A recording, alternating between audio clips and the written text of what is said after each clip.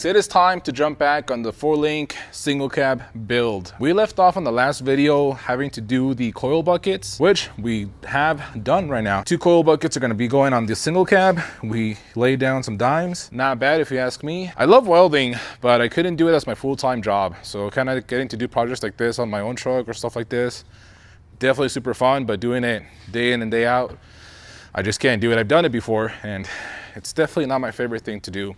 But basically we're gonna go ahead and install the coil buckets. And the reason why we needed the coil buckets because at least on the driver's side, you gotta do the coil bucket first and then the track bar bracket. So now that we have those 2 things done, we're gonna go ahead, throw them on the truck. We also gotta do the truss, we gotta do the links. So we got quite a bit to do. And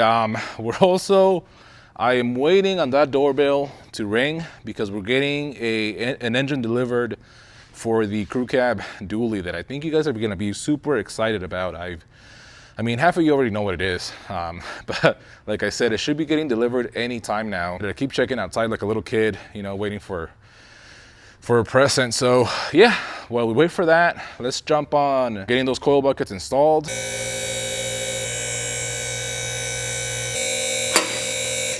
So this truck obviously is the OG to the channel, and it's what we did R&D with, and it's pretty cool seeing all the measurements that I took, making sure that everything was where it needs to go. Got measurements all over the frame of this truck, which, I mean, I would hate to cover over that. I don't know why. And if you're wondering about all these holes, this is the reason why you want to use something like our kit. These 4 holes are what's originally on your frame. And when you use something like the OEM coil buckets or stuff like that, which is what I first did when I did my swap, you gotta drill all these other holes. So like if you have a 2-wheel drive or an F-150 or Bronco or stuff like that, other kits and stuff like that, you would have to drill these holes as opposed to ours, which we have specific kits for the 2-wheel drive trucks, for the F-150s, all that stuff, F-Super Duties. We now have a coil bucket for every version of frame that we're aware of, which is super cool. This definitely sucks having all these holes. And it's, again, we minimized it to where all you gotta drill is these 2 holes on the side over here, way easier. We also utilized, you know, the holes down here. We're gonna go ahead and install all the parts right now, unpainted. We are gonna take everything back off and get it powder coated once we're happy with how everything fits. But for now, everything's gonna be unpainted, as is always seems to be the case with my stuff on my trucks. But yeah, I don't know if I wanna cover these numbers or you know, leave them on there. I think it's definitely super cool that they're on there. But yeah, let's go ahead, grab a coil bucket, throw it on the frame, throw the track bar bracket on the frame, and you know, we gotta move along with this thing. I wanna have it done before the end of the year, which it's coming up on us really quick. So it's a big crate. Yep.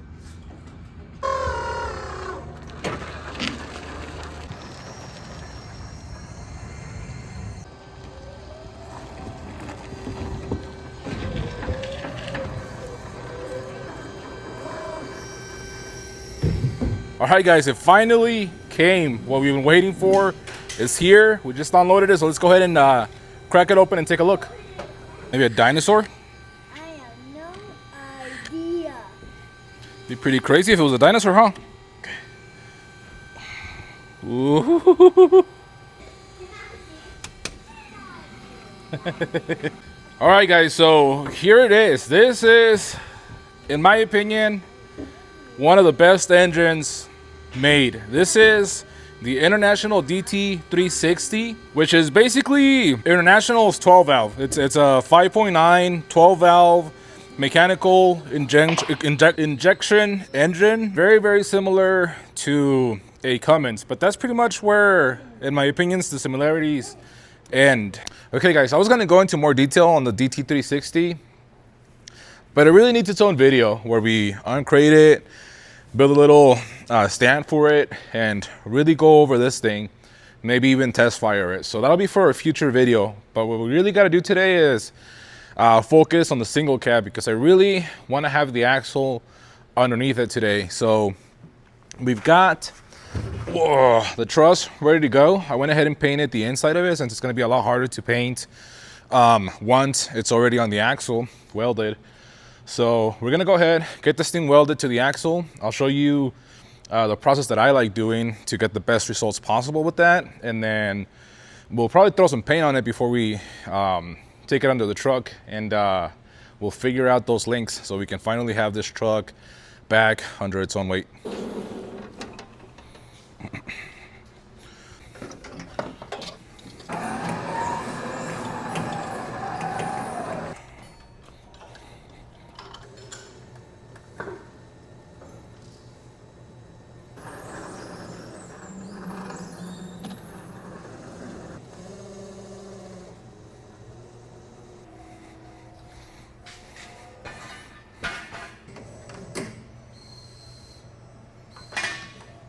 Okay guys, so we've got the truss bolted to the axle. We've got a bolt right there, drilled and tapped. A bolt right there, drilled and tapped.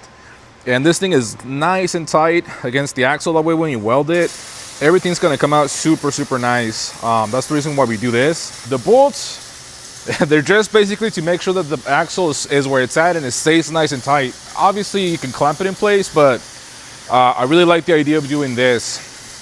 Now the truss is weld on, okay? You don't want to drive the truck with the truss just bolted in place. You really want to weld it in. That's the way that this particular truss is designed to work. In the future, we are going to be making a bolt-on truss, but for now, this one that we're selling is weld on.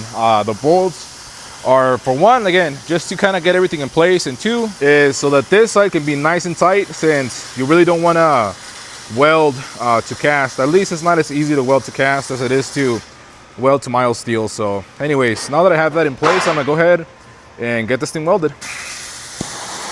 Also, another good tip whenever you're welding to something as thick as this axle tube, which I believe it's about, I want to say ½ inch at least. You always want to go ahead and preheat it. It'll make your weld penetrate a lot better, be a lot cleaner. So it's always a good practice to preheat something that's this thick. Yes, this little torch is more than good enough to preheat an axle like this.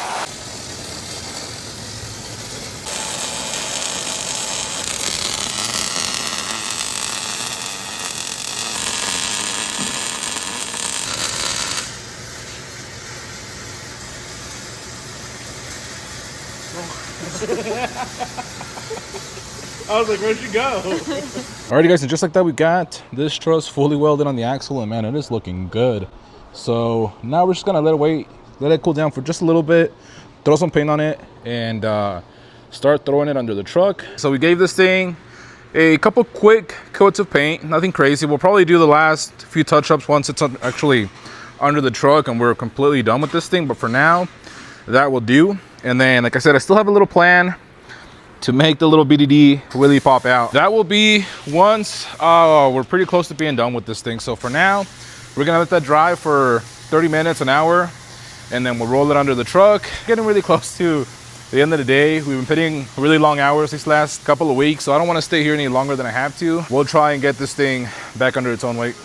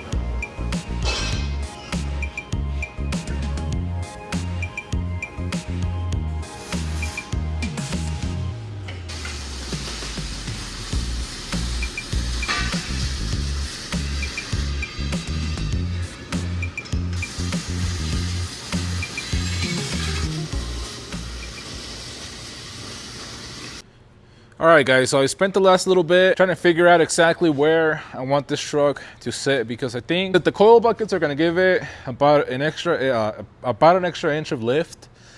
But I'm trying to figure out if I want more lift than that. Right now, it's really close to where I think I want it to be, which it's a little bit higher, probably like an inch or two higher than where I want it to be.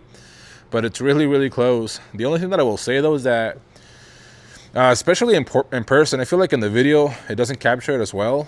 But it definitely needs either a bigger tire or a more aggressive offset to it, because, or at least I'm really used to the lower stance but with big tires, so I don't know. But I mean, it looks good regardless. I'm really happy with the way that it looks, and I honestly can't wait to see this thing with the 4-link and with the traction bars. I think it's gonna look killer. Like I'm very, very excited about how this whole thing, this combo is turning out, man. I can't wait to get this truck back on the road. The track bar, the truss, it all looks really good. The truck's still, the axle's still floating, but it's looking really, really good. But yeah, now that being said, like I said, we've been working super long hours these last couple of weeks, a little bit longer than that, and I don't want to be here any longer than I have to, so I think we're gonna leave this for tomorrow, and then in the next video we're gonna tackle getting the links to the right length, and then I think you guys are really gonna be excited about what I have planned for the rear. So what I'm gonna do for the rear is I'm gonna have two options. We're gonna have a weld-on option for the traction bar, or we're gonna have a bolt-on option. I've been working pretty hard on figuring out a way to do it, and I think I got it figured out. We're just gonna have to flip the U-bolts. We're gonna have to get new U-bolts to, you know, do a U-bolt flip and do a bolt-on traction bar mount. But again, we're gonna have the two options. So you'll have either weld-on or bolt-on.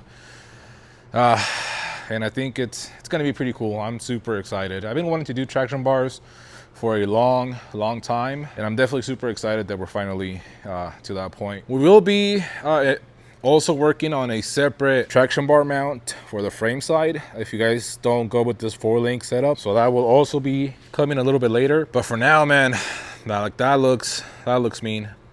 Also, don't worry, it's not gonna be squatted. The amount of people that got upset over Bryce's truck thinking that we were gonna leave it squatted is hilarious. I mean, you can clearly see in the videos that we're not done with it. But yeah, no, we'll get this thing sitting nice and level. I just wish that I could finish it today, but like I said, I'm pretty beat, so I'm gonna end it here, go home, and by the time that this video comes out, it should be pretty close to Christmas time. So I just want to wish you all a Merry Christmas. I hope you guys have a great time with your families.